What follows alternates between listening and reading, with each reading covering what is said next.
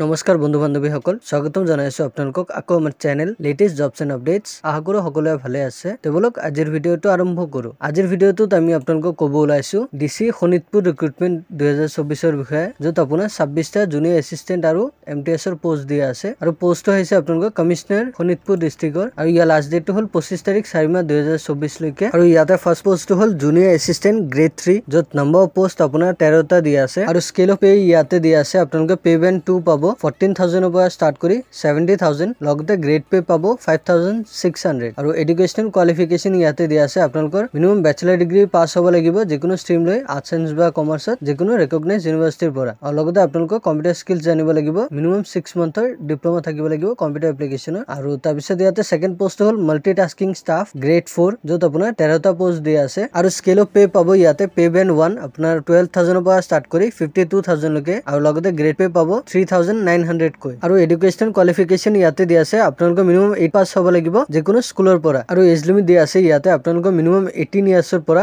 40 ইয়াৰ্ছৰ ভিতৰত হ'ব লাগিব 1 জানুৱাৰী 2024ৰ ভিতৰত। আৰু লগতে ইয়াতে এজ ৰিলেক্সেশ্যনো দিয়া আছে। আপোনালোকৰ কাষ্ট ৱাইজ ৰিলেক্সেশ্যন পাব। যদি SC/ST হয় তেনেহ'লে 5 ইয়াৰ্ছৰ ৰিলেক্সেশ্যন পাব আৰু OBC MOBCৰ হ'লে 3 ইয়াৰ্ছৰ ৰিলেক্সেশ্যন পাব আৰু PWBD হ'লে 10 ইয়াৰ্ছৰ ৰিলেক্সেশ্যন পাব আৰু এক্স চাৰ্ভিচমেন হ'লেও 2 ইয়াৰ্ছৰ ৰিলেক্সেশ্যন পাব। আৰু নেশ্যনেলিটি আপোনালোকে ভাৰতীয় নাগৰিক হ'ব লাগিব আৰু অসমৰ স্থায়ী নাগৰিক হ'ব লাগিব আৰু এমপ্লয়মেণ্ট এক্সচেঞ্জ ৰেজিষ্ট্ৰেশ্যনো আপোনালোকৰ মেণ্ডেটৰী লাগিব ইয়াতে। আৰু এপ্লিকেশ্যন ফি ইয়াতে আপোনালোকৰ 1 পইচা এপ্লিকেশ্যন ফি দিব নালাগে। আৰু আপোনালোকে যদি পোষ্টৰ কাৰণে এপ্লাই কৰিব বিচাৰে তেনেহ'লে আপোনালোকে ষ্টেণ্ডাৰ্ড ফৰ্ম এপ্লিকেশ্যন এটাত আছাম গেজেট পাৰ্ট 9 ফৰ্ম যিখন হয়, আপোনালোকে সেই ফৰ্মখন আপোনালোকে গোটেইবোৰ ডকুমেণ্টছৰ লগত পোষ্ট বা আপোনালোকে যদি ওচৰত থাকে তেনেহ'লে আপোনালোকে এইটো এড্ৰেছত পঠাই দিব লাগিব। এড্ৰেছটো হ'ল আপোনালোকৰ office of the district commissioner Sonitpur. ইয়াতে আপোনালোকৰ চিল এনভেলপত দি পোষ্টৰ কাৰণে আপোনালোকে এপ্লাই কৰিব লাগিব। আৰু ফৰ্মখন আপোনালোকক মই ডিছক্ৰিপশ্যন বক্সত লিংকখন দি দিম, আপোনালোকে তাতে ক্লিক কৰি ডাউনলোড কৰি প্ৰিণ্ট আউট কৰি আপোনালোকে ফৰ্মখন ছাবমিট কৰি দিব পাৰিব। আৰু ইয়াতে দিছে আপোনালোকৰ ডকুমেণ্টছ কি লাগিব। ইয়াতে আপোনালোকৰ এজ প্ৰুফৰ কাৰণে বাৰ্থ চাৰ্টিফিকেট অথবা